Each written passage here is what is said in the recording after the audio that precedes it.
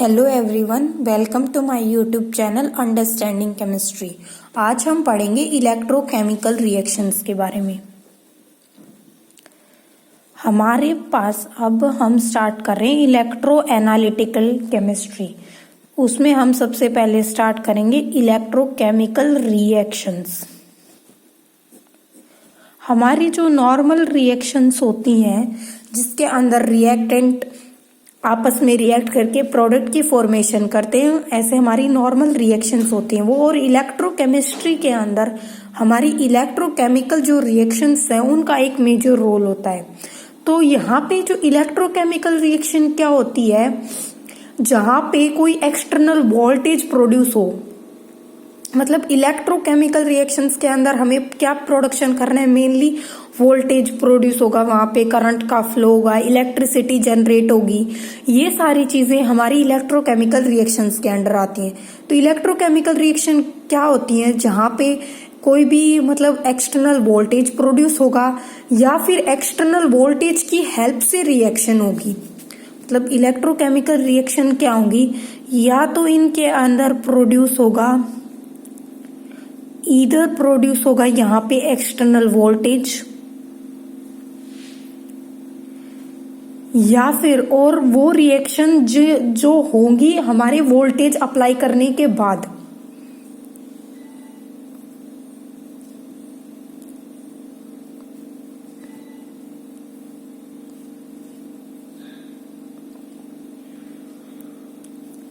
मतलब इसके अंदर दोनों चीजें आ जाएंगी। एक तो ये कि आपस में दो केमिकल्स रिएक्ट कर रहे हैं और उनसे हम उनके रिएक्शन के बाद हमें मिल रहा है वोल्टेज का, वहां पे प्रोडक्शन हो रहा है। या फिर हम कोई भी रिएक्टेंट्स हैं उनके ऊपर वोल्टेज अप्लाई कर रहे हैं और उनके ऊपर वोल्टेज अप्लाई करने के बाद वो आपस में रिएक्ट कर रहे हैं। तो ये दोनों ही टाइप्स आ जाएंगे हमारी इलेक्ट्रोकेमिकल रिएक्शन के अंदर। मतलब इलेक्ट्रोकेमिकल रिएक्शन मेनली हम सिंपल टर्म्स में क्या बोल सकते हैं, वो रिएक्शन जिनके अंदर इलेक्ट्रिकल एनर्जी का एब्जॉर्प्शन होने के बाद वो रिएक्शंस प्रोसीड करती हैं। मतलब सिंपल टर्म्स में क्या बोल सकते हैं इलेक्ट्रोकेमिकल रिएक्शन को, रिएक्शंस जो कि प्रोसीड करती हैं। कब प्रोसीड करती हैं, जब इनके अंदर एब्जॉर्प्शन होता है इलेक्ट्रिकल एनर्जी का, उनको हम बोलेंगे इलेक्ट्रोकेमिकल रिएक्शंस। हमारे पास अब अगर हम ऐसे रिएक्शंस का एग्जांपल देखें, जैसे हम फर्स्ट एग्जांपल देखेंगे यहाँ पे electrolysis of water. Electrolysis of water का मतलब क्या है यहाँ पे, कि जब हम वाटर को डिकम्पोज करने के लिए उसको लाइट दे रहे हैं तो उसको बोलेंगे हम इलेक्ट्रोलाइसिस। तो इलेक्ट्रोलाइसिस क्या हो गया हमारे पास, जहां पे किसी भी सब्सटेंस को डिकम्पोज करने के लिए हमने लाइट दी है, इलेक्ट्रिसिटी की हेल्प से कोई भी डिकम्पोजिशन हुआ है, उस प्रोसेस को हम बोलते हैं इलेक्ट्रोलाइसिस। और इलेक्ट्रोलाइसिस ऑफ वाटर का मतलब क्या हो गया, कि यहाँ पे हम जब इलेक्ट्रिसिटी पास करेंगे एसिडिक वाटर के थ्रू, तो यहाँ पे ये वाटर जो है हमारा ऑक्सीजन और हाइड्रोजन गैस के अंदर डिकम्पोज हो जाएगा। ठीक है, जो हमारा वाटर है, अब वाटर हमारा बैड कंडक्टर है इलेक्ट्रिसिटी का, तो इसके लिए हम कुछ सॉल्ट या फिर एल्कली उसके अंदर ऐड कर देंगे ताकि इसके अंदर वाटर का कंडक्शन इजीली हो जाए और आपस में इलेक्ट्रोड्स कनेक्ट करेंगे इसका इलेक्ट्रोलाइसिस करने के लिए। अब हमें पता है, मेनली इन जनरल हमें पता है कि इलेक्ट्रोकेमिकल रिएक्शंस कैसे होती हैं। तो हम एक जार लेते हैं, उसके अंदर हमारी इलेक्ट्रोड से कनेक्ट करते हैं, फिर उसके अंदर हमारा इलेक्ट्रोलाइटिक सॉल्यूशन होता है, करंट पास होता है, तब जाके हमारी इलेक्ट्रोकेमिकल रिएक्शंस होती हैं। तो ऐसे ही जो इलेक्ट्रोलाइसिस करवाना है वाटर का, हम वाटर के अंदर से इलेक्ट्रिसिटी पास करेंगे। पर यहाँ पे जो सिंपल वाटर है वो बैड कंडक्टर होता है इलेक्ट्रिसिटी का, इसीलिए इसके साथ में यहाँ पे कुछ सॉल्ट या फिर एल्कली ऐड कर देंगे ताकि इजीली कंडक्शन हो जाए और इलेक्ट्रोड्स यहाँ पे कनेक्ट करेंगे। फिर हमने क्या बोला कि वाटर के इलेक्ट्रोलाइसिस के बाद प्रोडक्शन किस चीज का होगा, मतलब ये हमारा हो गया वाटर। इसके इलेक्ट्रोलाइसिस से हमें H2 और O2 गैस का प्रोडक्शन होगा। तो हमारी इन गैसेस को कलेक्ट करने के लिए यहाँ पे टेस्ट ट्यूब कनेक्ट की जाएंगी, उसके थ्रू हम यहाँ पे गैसेस को कलेक्ट कर लेंगे। ये हो गया वाटर का इलेक्ट्रोलाइसिस। अब हम देखते हैं इसका सेकंड एग्जांपल। तो इलेक्ट्रोलाइसिस देखिए हम किसका, NaCl का अगर इलेक्ट्रोलाइसिस देखें, NaCl मतलब सोडियम क्लोराइड। तो यहाँ पे अगर हम, तो यहाँ पे क्या होगा NaCl का जब हम इलेक्ट्रोलाइसिस करवाते हैं तो हमारा NaCl डिकम्पोज होके Na positive and Cl negative ions के अंदर कन्वर्ट होता है। तो अब हमने बताया था जनरली हम इलेक्ट्रोकेमिकल रिएक्शंस जब करवाते हैं तो उसको हम हमारे इलेक्ट्रोड्स के साथ कनेक्ट करते हैं। तो इलेक्ट्रोड्स के अंदर दो होती है, हमारी कैथोड एंड एनोड। तो हमारी जो इलेक्ट्रोकेमिकल रिएक्शंस है उसके केस में हमारा Na पॉजिटिव जाएगा कहाँ पे, कैथोड के पास, क्योंकि हमारी जो इलेक्ट्रोकेमिकल सेल होती है उसके अंदर हमारी कैथोड होती है नेगेटिवली चार्ज, तो उसके ऊपर जाएंगे हमारे कैटाइंस, और जो हमारे Cl नेगेटिव्स हैं वो जाएंगे एनोड के पास, क्योंकि हमारी इलेक्ट्रोकेमिकल सेल के केस में एनोड होती है पॉजिटिवली चार्ज्ड। तो हमें पता है कि अपोजिट चार्ज अट्रैक्ट करता है। तो ये जब हमारे जाएंगे कैथोड के पास, तो कैथोड के ऊपर हमारी रिएक्शन होगी, Na पॉजिटिव कैथोड से इलेक्ट्रॉन्स लेके कन्वर्ट होगा Na के अंदर, और जो हमारा Cl नेगेटिव है एनोड के ऊपर, इससे ये इलेक्ट्रॉन्स देके न्यूट्रल आयन Cl के अंदर कन्वर्ट होगा। तो यहाँ पे जो दो क्लोरीन मॉलिक्यूल्स हैं वो आपस में फिर कंबाइन करके Cl2 गैस की फॉर्मेशन करेंगे। तो ऐसे होगा NaCl का इलेक्ट्रोलाइसिस। अब तक हमने क्या देखा है, जनरल होती है हमारे पास इलेक्ट्रोकेमिकल रिएक्शन जिसके अंदर हमें या तो एक्सटर्नल वोल्टेज प्रोड्यूस होता है या फिर एक्सटर्नल वोल्टेज की हेल्प से हम केमिकल रिएक्शन कराते हैं। फिर इन रिएक्शन में क्या होता है, जो प्रोसीड करती हैं एब्जॉर्प्शन ऑफ इलेक्ट्रिकल एनर्जी के साथ। इसके दो एग्जांपल देखें, electrolysis of water and electrolysis of NaCl। तो इलेक्ट्रोकेमिकल रिएक्शन को हम क्या बोल सकते हैं कि इसके अंदर वो प्रोसेस जिसके अंदर हमारा या तो हम इलेक्ट्रिक करंट देते हैं, जिसके अंदर जो रिएक्शंस हमारी इलेक्ट्रिक करंट के पास होने के बाद हमारी रिएक्शन होती है, और उसके अंदर क्या होता है मोस्ट ऑफ द केसेस के अंदर कि इलेक्ट्रॉन का ट्रांसफर होता है दो सब्सटेंसेस के बीच में। जैसे इस एग्जांपल में देखा कि हमने जो Cl नेगेटिव से तो इलेक्ट्रॉन रिलीज हो रहे हैं और वो Na पॉजिटिव उनको यूज कर रहे हैं। तो यहाँ पे इलेक्ट्रॉन का ट्रांसफर हो रहा है एनोड से कैथोड के पास। ठीक है, तो इलेक्ट्रोकेमिकल रिएक्शंस के अंदर जनरली क्या होता है कि ये रिएक्शन कॉज की जाती है, कोई भी प्रोसेस लगा लो जो हमें कॉज किया जाता है जब हम उसके अंदर से इलेक्ट्रिक करंट पास करें, और फिर इसके अंदर मोस्टली इन्वॉल्वमेंट होता है इलेक्ट्रॉन का ट्रांसफर, एक सब्सटेंस से दूसरे सब्सटेंस के पास इलेक्ट्रॉन ट्रांसफर होते हैं। हम इसको इन जनरल टर्म्स डायग्राम की फॉर्म में अगर दिखाना चाहें तो हम इसको ऐसे दिखा सकते हैं कि ये हो गई हमारी रिएक्शन सेल, इसके अंदर हमारे पास हो गई इलेक्ट्रोड्स, तो ये हमारा इलेक्ट्रोलाइटिक सॉल्यूशन फिल होगा यहाँ पे, ये हो गई हमारी इलेक्ट्रोड्स।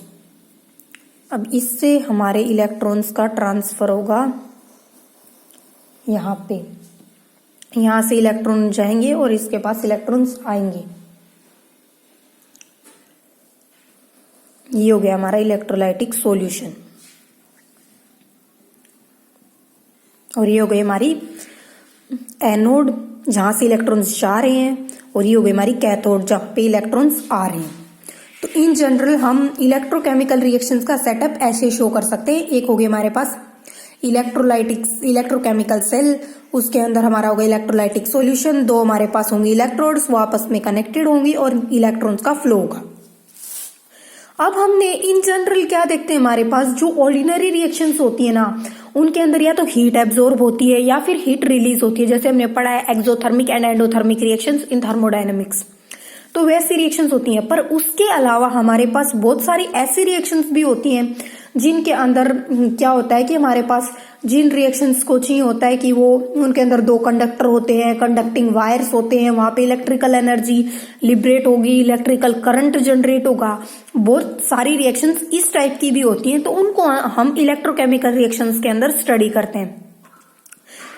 क्या बताया हमने कि दो टाइप की रिएक्शंस होती हैं, एक वो जिनके अंदर हीट का मेनली मतलब इन्वॉल्वमेंट होती है, हीट रिलीज होती है या एब्जॉर्ब होती है, और एक हमने बताया कि उसके अंदर इलेक्ट्रिकल कंडक्टर्स, वायर्स और इलेक्ट्रिकल एनर्जी का यूज होता है और इलेक्ट्रिक करंट प्रोड्यूस होता है। तो इस टाइप की रिएक्शंस को हम स्टडी करते हैं इलेक्ट्रोकेमिकल रिएक्शंस के अंदर। अब जो हमारे पास एनर्जी है, इलेक्ट्रिक करंट यूज किया हमने यहाँ पे, तो जो इलेक्ट्रिकल करंट है ना वो ऐसे रिएक्शंस को प्रोसीड करवाने के लिए हम यूज करते हैं जो रिएक्शन हमारे पास स्पॉन्टेनियसली नहीं होती। मतलब रिएक्शन दो टाइप की हो गई, एक रिएक्शन स्पॉन्टेनियस होती है हमारे पास, एक नॉन स्पॉन्टेनियस होती है।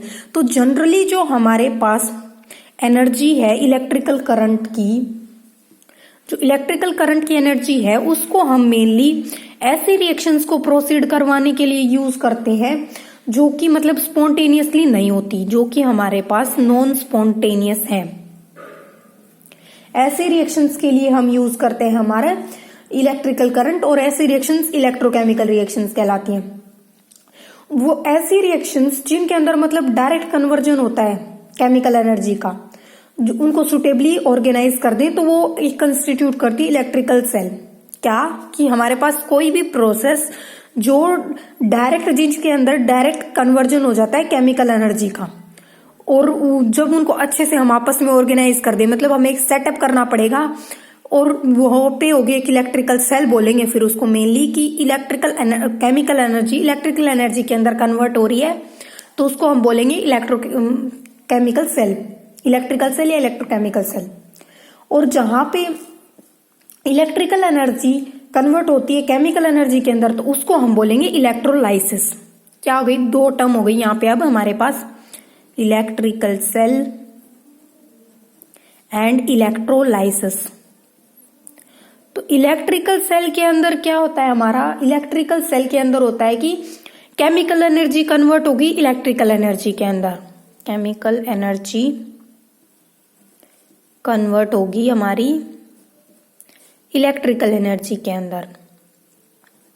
जबकि इलेक्ट्रोलाइसिस के अंदर क्या होता है हमारा, इलेक्ट्रोलाइसिस के अंदर हमारी इलेक्ट्रिकल एनर्जी कन्वर्ट होती है हमारी केमिकल एनर्जी के अंदर।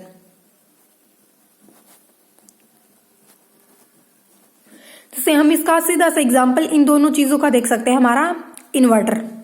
इन्वर्टर के अंदर क्या होता है हमारा, पहले बैटरी के अंदर केमिकल्स होते हैं, तो जब हम वो बैटरी फुल्ली चार्ज होने के बाद जब लाइट नहीं रहती तो हम कनेक्ट करते हैं इन्वर्टर से, हमारे जो हम इलेक्ट्रिसिटी यूज करते हैं उसके अंदर क्या होता है, जो हमारे केमिकल्स होते हैं वो केमिकल एनर्जी कन्वर्ट होती है वहां पे इलेक्ट्रिकल एनर्जी में, और उसको हम यूज कर लेते हैं हमारे इलेक्ट्रिकल अप्लायंसेस को रन करने में। तो वो एज ए काम कर रही है इलेक्ट्रिकल सेल।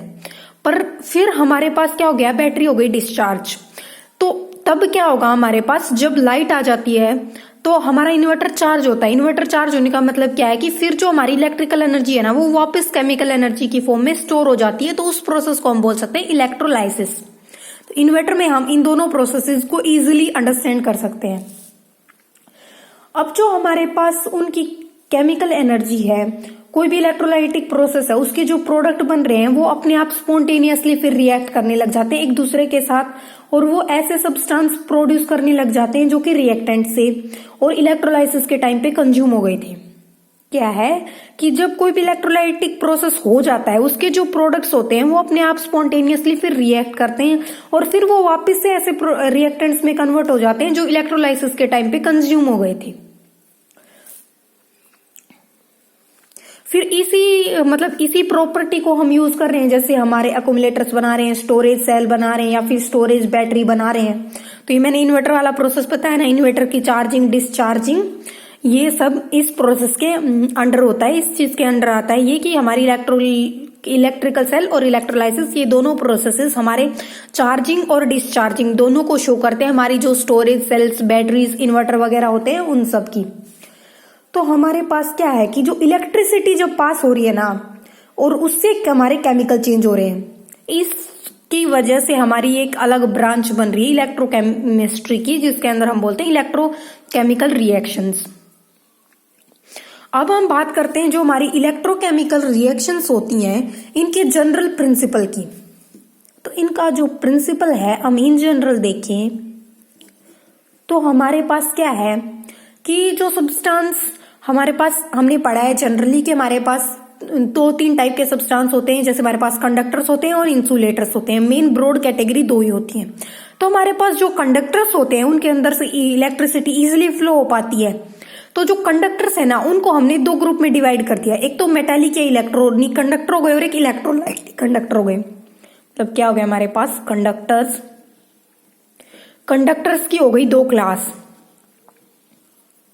दो क्लास कौन कौन सी हो गई?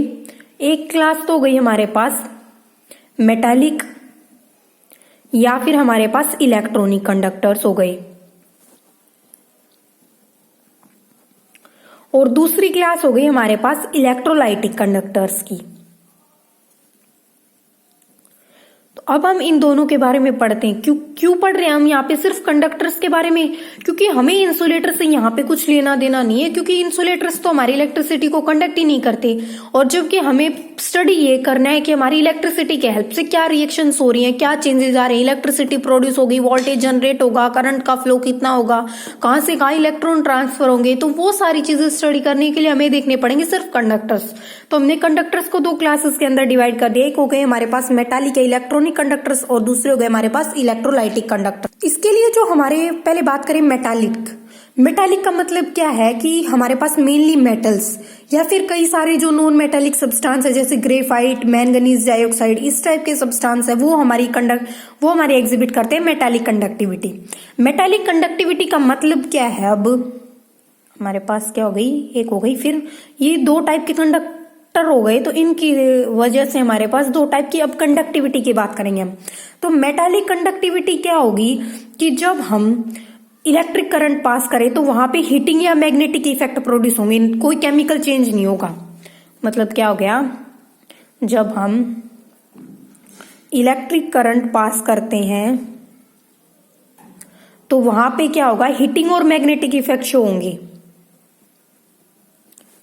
हीटिंग और magnetic,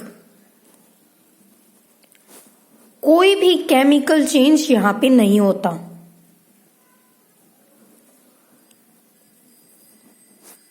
heating and magnetic effect का मतलब क्या है कि वहां पे या तो मैग्नेटिक फील्ड जनरेट होगा या कुछ हीट जनरेट हो रही है, इस टाइप से होंगी मेटालिक कंडक्टिविटी, मेटालिक या इलेक्ट्रॉनिक कंडक्टर्स के अंदर। और हम बात करें, इसके एग्जांपल्स हमने देख ली कि मेटल्स या फिर कुछ नॉन मेटल्स जैसे ग्रेफाइट वगैरह। अब अगर हम बात करें हमारे इलेक्ट्रोलाइटिक कंडक्टर्स के बारे में, तो हमारे पास इलेक्ट्रोलाइटिक कंडक्टर्स जो हैं उसके एग्जांपल्स हम मेनली लेंगे। हमारे पास बहुत सारे एसिड्स, बेसिस, सॉल्ट्स, ये सब जो होंगे ये हमारे मेनली होंगे इलेक्ट्रोलाइटिक कंडक्टर्स। या तो हम इनको मतलब अब हमारे पास एसिड, बेस, सॉल्ट हो गए, तो इनकी स्टेट क्या लेंगे हम, या तो इनको मोल्टन स्टेट में लें या फिर इनका हम सॉल्यूशन प्रिपेयर कर लें वाटर में या फिर दूसरे सॉल्वेंट्स के अंदर, वो हमारे एक्ट करेंगे एज इलेक्ट्रोलाइटिक कंडक्टर। तो यहाँ पे फिर अब क्या होगा हमारा कि जो हम मेटालिक कंडक्टर हैं वो उनकी प्लेट या फिर रोड ले लेंगे और उनको डिप कर देंगे हम इलेक्ट्रोलाइटिक कंडक्टर के अंदर। तब वो कंडक्ट करेंगे करंट को लिक्विड के अंदर और बाहर, मतलब वो एक्ट करेंगे एज ए इलेक्ट्रोड। क्या करेंगे, मेटालिक कंडक्टर जो है उनकी हम कोई भी प्लेट ले लेंगे या फिर रोड और उसको हम डिप कर देंगे हमारे ये इलेक्ट्रोलाइटिक सॉल्यूशन के अंदर। फिर वो कंडक्ट करेंगे करंट को उसके लिक्विड के अंदर और बाहर, और फिर इस प्रोसेस की वजह से हम उनको क्या बोलेंगे, इलेक्ट्रोड्स। और जब हम दो इलेक्ट्रोड के बीच में करंट पास करते हैं इलेक्ट्रोलाइट के थ्रू, तो सिर्फ हीटिंग और मैग्नेटिक इफेक्ट प्रोड्यूस नहीं होते पर केमिकल चेंज भी प्रोड्यूस होता है। वहां पे हमने क्या देखा कि हमने जो हमारी इलेक्ट्रोड्स के अंदर प्लेट या रोड ली वो हमारी मेटल की है, तो वो मेटालिक जो कंडक्ट वो हो गया हमारा मेटालिक कंडक्टर। तो मेटालिक कंडक्टर के अंदर से जब हम इलेक्ट्रिक करंट पास करेंगे तो वहां पे सिर्फ हीटिंग और मैग्नेटिक इफेक्ट प्रोड्यूस होंगे, पर इसको हमने प्लेस कहाँ किया है, इसको डिप किया हुआ है इलेक्ट्रोलाइटिक सॉल्यूशन के अंदर। तो इस सेटअप के अंदर से जब हम इलेक्ट्रिक करंट पास करेंगे ना, तो सिर्फ हीटिंग और मैग्नेटिक इफेक्ट प्रोड्यूस नहीं होंगे, वहां पे हीटिंग और मैग्नेटिक इफेक्ट प्रोड्यूस होने के साथ साथ केमिकल चेंज भी होगा। अब हम देखेंगे कि यहाँ पे प्रिंसिपल की बात कर रहे हैं, तो इसमें अब हम ये भी देखेंगे कि हमारे पास एनोड क्या होगी, कैथोड क्या होगी, उसके ऊपर क्या काम होगा। तो हमारे पास इसके अंदर हमारी जो नेगेटिव इलेक्ट्रोड है वो तो हमने मान लिया कि कैथोड है, पॉजिटिव इलेक्ट्रोड हमने मान लिया हमारी है एनोड। तो हमारा कैथोड के ऊपर क्या होगा, कैथोड के ऊपर जो केमिकल चेंज होता है वो क्या होता है, इसके ऊपर या तो मेटल होगा डिपोजिट, मेटल का डिपोजिशन होगा, या फिर यहां से हाइड्रोजन लिबरेट करेगी, या फिर बेसिक सब्सटेंस की फॉर्मेशन होगी,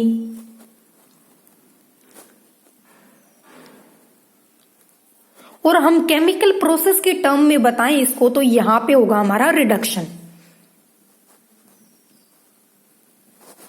और जो हमारी एनोड है अब उसके ऊपर इसका उल्टा होगा। यहाँ पे मेटल डिपॉजिट हो रहा था, यहाँ पे होगा डिसोल्यूशन ऑफ एनोड, मतलब एनोड खुद अपने आप टूटने लग जाएगी। या फिर यहाँ पे क्या होगा, नॉन मेटल का लिबरेशन होगा, मतलब H2, वहां पे H2 का लिबरेशन हो रहा था, यहाँ पे लिबरेशन होगा नॉन मेटल का। और यहाँ पे क्या होगा, फिर यहाँ पे H2 का लिबरेशन हो रहा था, यहाँ पे O2 का लिबरेशन होगा, O2 का प्रोडक्शन होगा। यहाँ पे बेसिक सब्सटेंस की फॉर्मेशन हो रही थी, तो यहाँ पे हमारी एसिडिक सब्सटेंस की फॉर्मेशन होगी। और वहां पे अगर हम केमिकल प्रोसेस के टर्म में रिडक्शन हो रहा था, तो यहाँ पे केमिकल प्रोसेस के टर्म में ऑक्सीडेशन होगा। क्या बात की हमने, हमारी जो इलेक्ट्रोलाइटिक सेल है उसके अंदर होगी हमारी पॉजिटिव जो इलेक्ट्रोड होगी, एक नेगेटिव इलेक्ट्रोड होगी। नेगेटिव इलेक्ट्रोड कैथोड का काम करेगी, पॉजिटिव इलेक्ट्रोड एनोड का काम करेगी। कैथोड के ऊपर हमारा रिडक्शन होगा, एनोड के ऊपर हमारा ऑक्सीडेशन होगा। कैथोड के ऊपर मेटल डिपॉजिट होगा, हाइड्रोजन का लिबरेशन या फिर बेसिक सब्सटेंस की फॉर्मेशन होगी। जबकि जो हमारी एनोड है उसका खुद का डिसोल्यूशन होगा या फिर लिबरेशन होगा नॉन मेटल का, या फिर ऑक्सीजन का प्रोडक्शन होगा या एसिडिक सब्सटेंस की फॉर्मेशन होगी। तो जब हम ये बात हो गई हमारी इलेक्ट्रोड्स की, तो हम अब अगर कोई भी इलेक्ट्रोलाइट प्रिपेयर कर रहे हैं तो या तो हम किसी भी सब्सटेंस को मेल्ट करें। अब हमने देखा था कि हमारा जो इलेक्ट्रोलाइटिक कंडक्टर है उनको हम कैसे प्रिपेयर कर सकते हैं, वो एसिड बेस या सॉल्ट हो गए, या तो उनको मोल्टन सब्सटेंस में ले लेंगे, मतलब या तो उसको मेल्ट करके यूज करेंगे या फिर उसको डिसोल्व कर लेंगे किसी प्रॉपर सॉल्वेंट या फिर वाटर के अंदर। तो जब हम इलेक्ट्रोलाइट को प्रोड्यूस कर रहे हैं, प्रिपेयर कर रहे हैं, या किसी सब्सटेंस को मेल्ट करेंगे या फिर उसको डिसोल्व करेंगे किसी लिक्विड के अंदर, मतलब हमारा इलेक्ट्रोलाइट है उसको हम प्रिपेयर कर रहे हैं। कैसे प्रिपेयर कर रहे हैं, या तो उसकी मेल्टिंग करेंगे या फिर उसको डिसॉल्व करेंगे। तो जब हम ये प्रोसेस करके उसको प्रिपेयर कर लेंगे तो जो इसकी कैरेक्टरिस्टिक प्रॉपर्टीज है ना वो उसके अंदर प्रेजेंट होंगी, और जो इलेक्ट्रिकली चार्ज्ड एटम या फिर ग्रुप ऑफ एटम है वो प्रोड्यूस होंगे। क्योंकि दोनों ही केसेस के अंदर हमारा इलेक्ट्रोलाइट ले रहे हैं, जैसे हमने ले लिया इलेक्ट्रोलाइट NaCl ले लिया। अब NaCl को हम या तो मेल्ट करें या फिर उसको हम वाटर या फिर दूसरे सॉल्वेंट में डिसॉल्व करें, तो उसके अंदर क्या होगा कि जो उसकी कैरेक्टरिस्टिक प्रॉपर्टीज हैं वो उसके अंदर ही रहेंगी। जो हमारा इलेक्ट्रोलाइट बनेगा उसके अंदर ही आएंगी उसकी कैरेक्टरिस्टिक प्रॉपर्टी। अब हम NaCl ले रहे हैं, NaCl का इलेक्ट्रोलाइट बना रहे हैं, तो उसके अंदर NaCl की प्रॉपर्टीज होंगी। क्योंकि जब हम उसको मेल्ट करेंगे या फिर डिसोल्व करेंगे तो जो NaCl के आयंस है, जैसे Na पॉजिटिव Cl नेगेटिव, ये वाले आयंस ही तो रहेंगे उस इलेक्ट्रोलाइट के अंदर, और कोई आयन बाहर से तो आएगा नहीं। तो उसकी कैरेक्टरिस्टिक जो प्रॉपर्टीज है ना उन्हीं को ऑन करेगा ये हमारा इलेक्ट्रोलाइट। अब अगर हम कोई भी मतलब इलेक्ट्रोलाइट, अब हमारे पास 2-3 टाइप के इलेक्ट्रोलाइट होते हैं, एक तो स्ट्रॉन्ग इलेक्ट्रोलाइट होते हैं, एक वीक इलेक्ट्रोलाइट होते हैं। तो जब हम सॉल्यूशन बनाते हैं, हमारा स्ट्रॉन्ग इलेक्ट्रोलाइट का सॉल्यूशन बनाएंगे स्ट्रॉन्ग इलेक्ट्रोलाइट का, और जब उसका इलेक्ट्रोलाइटिक डिसोसिएशन होगा तो उसके अंदर प्रोड्यूस होंगे चार्ज्ड पार्टिकल या फिर आयन। और जब इलेक्ट्रिकल पोटेंशियल डिफरेंस हम एस्टेब्लिश करेंगे दोनों इलेक्ट्रोड्स के बीच में, उसको इलेक्ट्रोलाइट के अंदर इलेक्ट्रोड डिप कर दी, और इलेक्ट्रोड जब 2 टाइप की इलेक्ट्रोड डिप हो गई तो उनके बीच में हमारा जनरेट होगा पोटेंशियल डिफरेंस। तो हमारे पॉजिटिव चार्ज आयन है वो तो जाएंगे कैथोड की तरफ, और जिनके ऊपर नेगेटिवली चार्ज आयन है वो जाएंगे एनोड की तरफ। हमें पता है कि अपोजिट चार्ज अट्रैक्ट करते हैं आपस में, तो पॉजिटिवली चार्ज आयन जाएंगे कैथोड की तरफ जो कि नेगेटिवली चार्ज है, और नेगेटिवली चार्ज आयन जाएंगे एनोड की तरफ जो कि खुद पॉजिटिवली चार्ज है। और जो हमारा इलेक्ट्रिक करंट है, फिर इलेक्ट्रिक करंट क्या होता है, हमारा करंट किस चीज से प्रोड्यूस होता है, तो करंट हमारा प्रोड्यूस होता है आयंस की माइग्रेशन की वजह से। तो हमारा ये आयंस माइग्रेट कर रहे हैं, अब जो हमारे पॉजिटिवली चार्ज आयंस है वो कैथोड की तरफ जा रहे हैं, नेगेटिवली चार्ज आयंस एनोड की तरफ जा रहे हैं। तो आयंस के माइग्रेशन से यहाँ पे प्रोड्यूस होगा इलेक्ट्रिकल करंट। और जब हमारा आयन किसी मतलब आयन जा रहा है, अब जब पहुंच जाएगा तो वो इलेक्ट्रिकली न्यूट्रल हो जाएगा, क्योंकि ये नेगेटिवली चार्ज है, इसके पास क्या है हमारा कैटायन, वो पॉजिटिवली चार्ज है। तो इन दोनों की अपोजिट पोलैरिटी हो गई, तो इसका चार्ज ये मेटल को डोनेट कर देगा या फिर चार्ज रिसीव कर लेगा, तो आयन फिर न्यूट्रल आयन के अंदर कन्वर्ट हो जाएगा। ये प्रोसेस होती है इसके अंदर। तो हमने पढ़ी इलेक्ट्रोकेमिकल रिएक्शन और उसका जनरल प्रिंसिपल। तो ये हमारे पास थोड़ा थ्योरेटिकल टॉपिक है, पर ये काफी इंपॉर्टेंट है आगे का प्रोसेस समझने के लिए, तो इसको अच्छे से समझ लेना। इसके अंदर हमने जैसे पहले इलेक्ट्रोकेमिकल रिएक्शन की डेफिनेशन, फिर इसके एग्जांपल्स और फिर इसका प्रिंसिपल के अंदर सिर्फ हमें क्या देखना है कि एक तो कंडक्टर्स देखने हैं कि दो टाइप के कंडक्टर हो गए हमारे पास, मेटालिक और इलेक्ट्रॉनिक। फिर हमारे कंडक्टर्स होने के साथ साथ हमारे पास दो टाइप की इलेक्ट्रोड्स की बात करेंगे हम, और जब इन इलेक्ट्रोड्स को हम इलेक्ट्रोलाइटिक सॉल्यूशन के अंदर डिप कर देंगे तो फिर कैसे आयंस की मूवमेंट होगी, कैसे इसके अंदर करंट का प्रोडक्शन होगा, ये सारी बेसिक चीजें हैं। आगे की बात समझने के लिए हमें पता होनी चाहिए, और थ्योरेटिकल टॉपिक है ये, इसको एक बार अच्छे से समझ लेना, आ जाएगा समझ में। अगर कोई भी डाउट है तो आप कमेंट्स में पूछ सकते हैं। Thank you.